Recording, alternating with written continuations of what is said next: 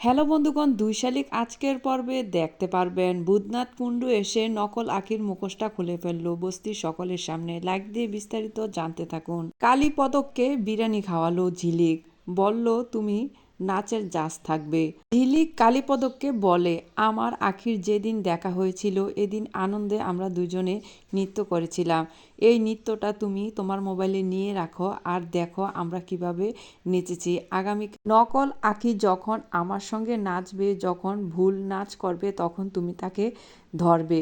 তখন সে খুশিতে বাড়িতে চলে যায়, গিয়ে তার বোনকে বলে আগামীকাল নকল আখিকে আমি ধরে তাকে আমার সঙ্গে করে নিয়ে যাব। তখন রাইমা কালীপদকের মোবাইল থেকে ভিডিওটা নিয়ে নকল আখিকে ভিডিওটা পাঠালো।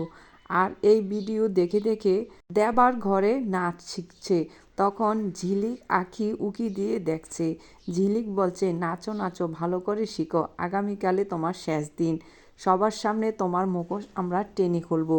তখন যখন আখি ঝিলিক একসঙ্গে নাচলো তখন ঝিলিক তাকে একটা জোরে চড় দিল, বলল তুই হইছত নকল।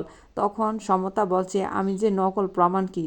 তখন ঝিলিক বলে, তুই যে নকল এটার প্রমাণ দেবে বুধনাথ কুণ্ডু, কারণ তুই আর্টিফিশিয়ালি করে আখির চেহারা নকল করে। এইদিকে অনিমেষ গৌরবকে বলে, কোম্পানির কি অবস্থা? গৌরব বলে, সব ঠিক আছে, সবার টাকা সঠিক মতো দিয়ে দিয়েছে। তখন অনিমেষ বলে, ঠিক নেই, তুমি যা দেখেছো ভুল দেখেছো। ওখানে আমি ৩-৪ মাস কাজ করেছি, দেখেছি কারো বেতন দেয়নি, যে নেই তার নাম দিয়ে টাকা নিচ্ছে। তুমি বরং শ্রমিকদের সাথে কথা বলে দেখো, তাহলে ওরা তোমার কাছে দুঃখের কথা বলবে। তখন গৌরব অনেকক্ষণ চুপ করে থাকলো।